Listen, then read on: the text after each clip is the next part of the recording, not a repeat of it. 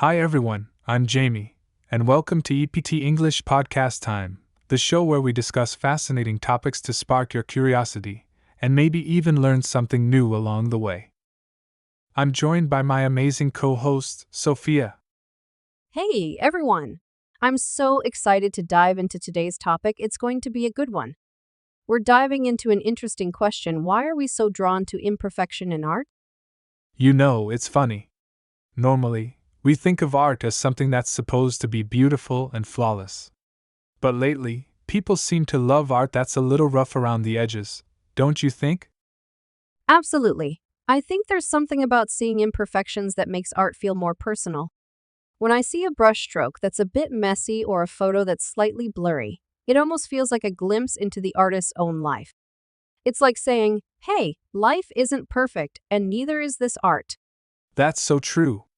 I think imperfections can make art feel more real. Perfectly polished art can feel distant, almost like it's trying to look flawless. But when there's a flaw, it makes the art feel approachable. You're not just looking at a picture, you're seeing the human behind it.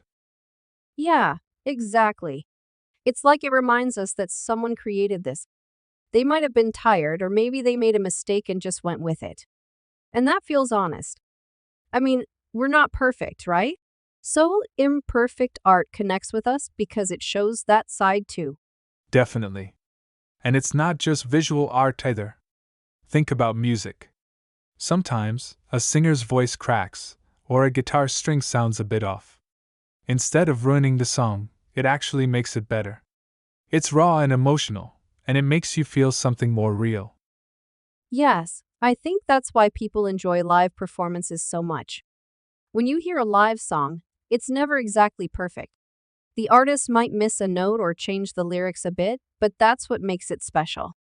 It's unique to that moment.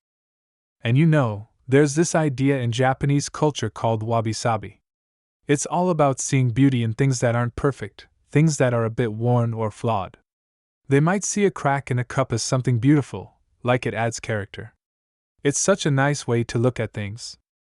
That's so interesting. It reminds me of people loving vintage or handmade items. They're not perfect, and sometimes they're a little damaged, but that's what makes them feel special. It's like they have their own history. Exactly. And I think it makes us realize that perfection can sometimes feel, well, boring. When everything's the same and flawless, it lacks personality. But imperfections make things stand out, they give them a story. That's a great point. And it's funny because in this digital age, we're so used to seeing perfect images online, especially on social media. People edit their photos to look flawless. But then when we see art that's real and imperfect, it's almost like a breath of fresh air. It's different from what we usually see. Yes. It's like we crave that honesty. Perfect images can feel fake or distant, but imperfect art feels like it has a soul. It's like saying, look, life isn't perfect, and that's okay. So true. And think about handmade crafts like pottery or woven blankets. Each one is a little different, with small mistakes or differences. That's why people love them. They don't want something that looks like a machine made it, they want something that has a human touch. Absolutely. And I think that's why people value handmade things more. Even if it's just a small mistake in the clay or a bump in the fabric, it's like a little signature from the artist. It makes the item one of a kind. And sometimes imperfections tell a story. Like an old painting that's faded or cracked over time. It's not in perfect condition anymore, but those marks add history to it. It shows that it's been through time, maybe even traveled from place to place. That's beautiful. And it's true for so many things. Even in photography, sometimes a blurry or out of focus photo captures a moment better than a perfectly sharp one. It's like we're capturing the feeling rather than the exact detail. Exactly. It's like imperfections let us connect to emotions, not just the visuals. When a photo has a bit of blur, it feels more like a memory, a little hazy, a bit dreamy. It's less about showing everything perfectly and more about how it feels. And maybe that's why we're drawn to imperfect art. It feels more emotional. It's like seeing the artist's feelings in their work, and that makes it personal. We get to feel what they felt. Yeah, And it makes the art feel accessible too. It's not saying, look at me, I'm perfect. It's saying, I'm just like you, full of little flaws. And that feels comforting. I love that. So, I guess imperfections make art feel alive. It reminds us of our own imperfections, our own stories.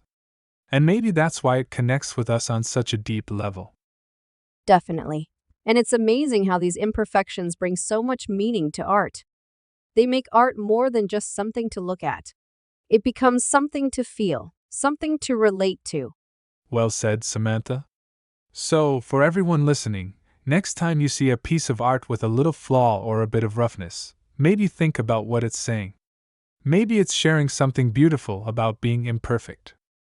Yes, let's appreciate the beauty in imperfection, in art and in life. Thanks everyone for joining us. We'd love to hear what you think about this. What's your favorite imperfect piece of art? And that's a wrap for today's episode. We'd love to hear your thoughts on the topic. What's your take on how family is evolving in today's world? Let's take a short break to learn some related vocabulary. Flaw, definition, a small mistake or defect in something. Example, the small flaw in the painting made it feel more real and unique. Relatable, definition, easy to understand or feel connected to. Example, art that isn't perfect is more relatable because it feels like it has real emotions. Wabi-sabi, definition, a Japanese concept that values imperfection and simplicity. Example, the pottery has a wabi-sabi beauty with its uneven edges. Authentic, definition, real or genuine, not fake. Example, the imperfections made the art feel more authentic and true to the artist. Vintage, definition, old and often seen as valuable or stylish because of its age.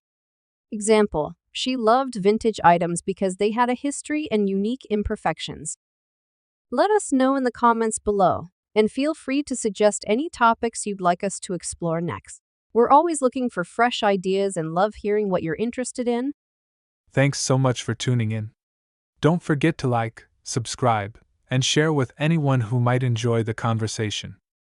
We'll see you next time with more exciting discussions. Take care, and remember, your story matters.